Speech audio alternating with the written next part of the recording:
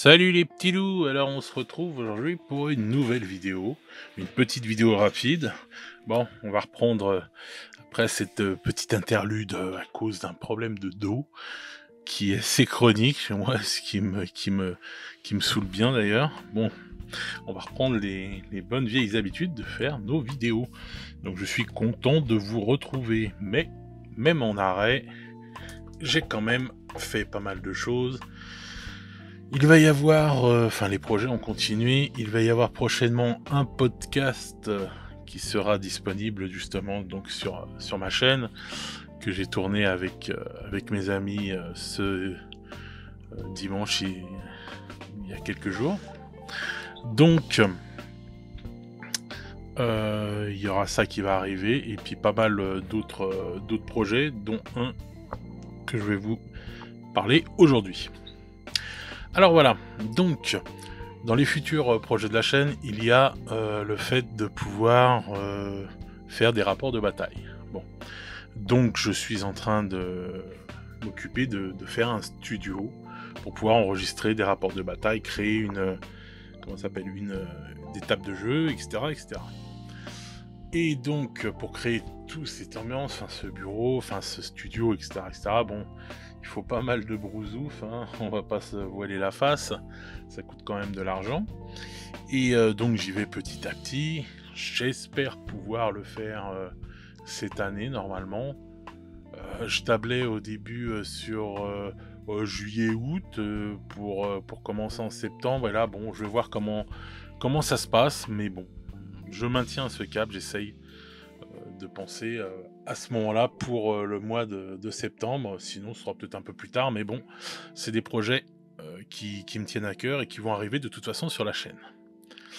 Donc pour commencer, voilà, j'ai fait un bel investissement, là, comme vous pouvez voir sur la vignette, il y a beaucoup de boîtes. Donc alors, on va faire une table, une des tables que je vais faire là, ça va être sur le thème des orques. Alors pour ça, j'ai chopé en premier lieu le gros bunker orc. Voilà.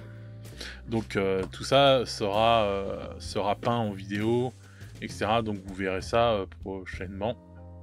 Vous suivrez en fait toute l'évolution et la construction de la table de jeu, qui j'espère ça vous donnera envie de le faire vous-même aussi, de vous créer une belle table de jeu. Donc voilà. Alors, pour cette table orc, j'ai déjà opté pour le gros bunker orc parce que je le trouve trop stylé. Voilà. Donc ce sera une belle pièce, je trouve, à avoir, quoi. Donc ça, voilà. On va le mettre sur le côté. Ensuite, l'atelier des Makeboy, parce que je le trouve vraiment trop bien. Alors, j'ai un vieux camion orc que je mettrai dedans en même temps. Et puis d'autres choses, enfin bref, je trouve vraiment stylé et tout de ouf, donc celui-là je pouvais vraiment pas passer à côté. Je trouve que voilà, sur une table de jeu c'est juste génial, quoi. Et donc voilà, quoi. Donc j'ai pris ça en plus. Donc ça va faire quand même des beaux décors. Hop, on le met sur le côté et ça va faire pas mal de peinture. Et j'avais déjà craqué il y a quelques temps, quand c'était en solde. J'en ai pris deux boîtes de Killzone Octarius, et que je trouve super, vraiment, pour faire une sorte de camp orc, quoi, et tout. Vous pouvez, et comme j'en ai pris deux, parce que comme vous avez des palissades comme ça, des trucs comme ça, ouais, quand vous en avez deux, vous pouvez les mettre les unes à côté des autres et vraiment faire une sorte de camp orc. À ça, je devrais rajouter de l'impression 3D. Donc pour l'impression 3D, je vais faire comment ça s'appelle ? Je vais faire des maisons orques, quoi, toutes simples et tout, parce que c'est ce qui manque un peu dans le décor. Je pense que ça va vraiment être sympa. Et puis voilà, quoi, vous voyez, je crois que je vous l'avais déjà présenté, mais voilà, quoi, des belles, des beaux décors, quoi. Un Game Workshops, comme je dis toujours, niveau des décors, il n'y a rien à dire, quoi, ils sont vraiment terribles, quoi. Et puis là je les avais chopés en solde, je crois chez Wargame Spirit, Et du coup, je les avais payés bien moins cher que ce que c'était. Et puis bah voilà, je trouvais que ça valait vraiment le coup, quoi. Je vais m'éclater à peindre ça. Quand vous voyez le tas là de ferraille là, qui ira très bien à côté du truc Make Boys et tout ça, voilà, tous ces trucs là. C'est pour ça que j'ai pris l'atelier. Je trouve que ça va bien ensemble, toutes ces choses là. Voilà, enfin bref, donc pas mal de choses à l'intérieur, hein. On va continuer à regarder un peu. Je sais plus si je vous l'avais présenté ou pas celle-là, enfin bref. Mais voilà, vraiment pas mal de choses quoi.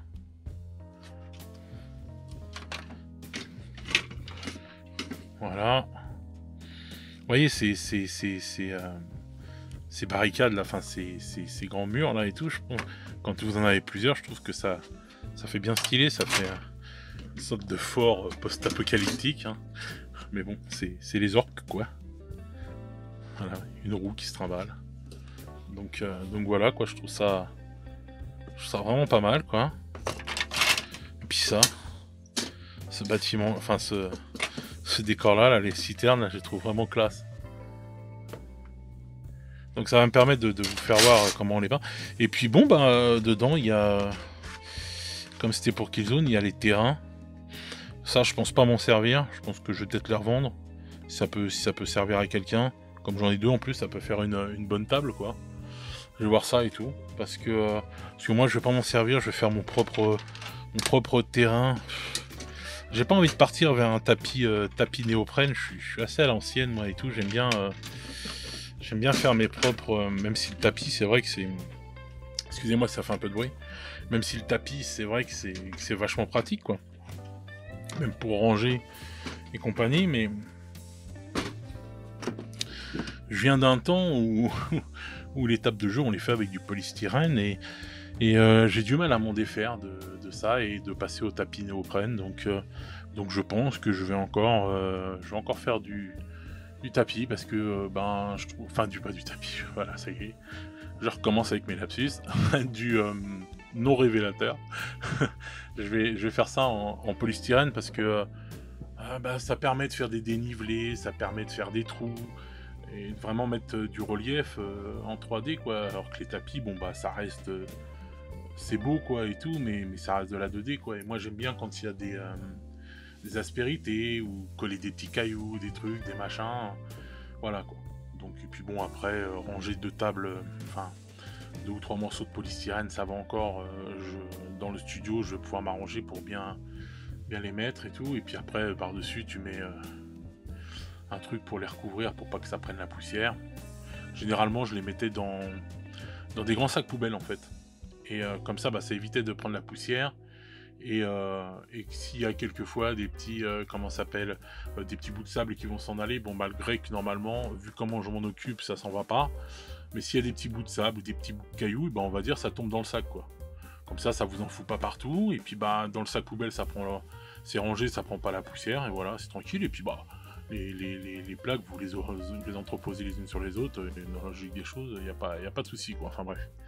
Donc, et puis ça coûte moins cher qu'un tapis, parce que c'est vrai que le tapis néoprène, c'est vraiment pas mal et tout, hein. Moi je trouve ça vraiment classe, mais ça coûte quand même pas mal d'oseille, et je préfère mettre de l'oseille dans des décors, acheter des boîtes comme ça là, et voilà quoi, parce que j'ai pas acheté que ça en fait.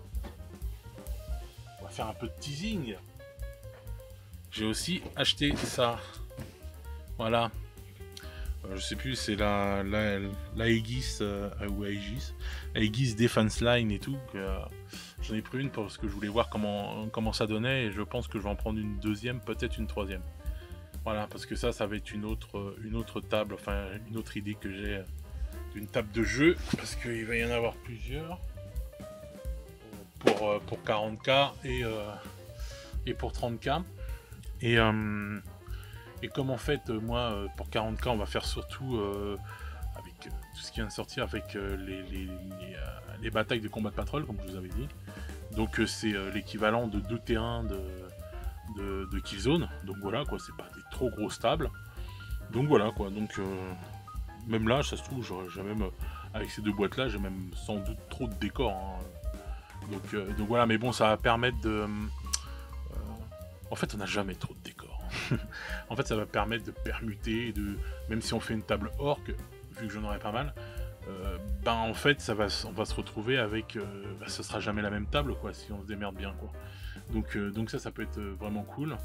Il y a encore un ou deux, je crois, décors sur le thème des orques qui m'ont plu. Et puis bah là, de toute façon, en plus, il y a l'impression 3D.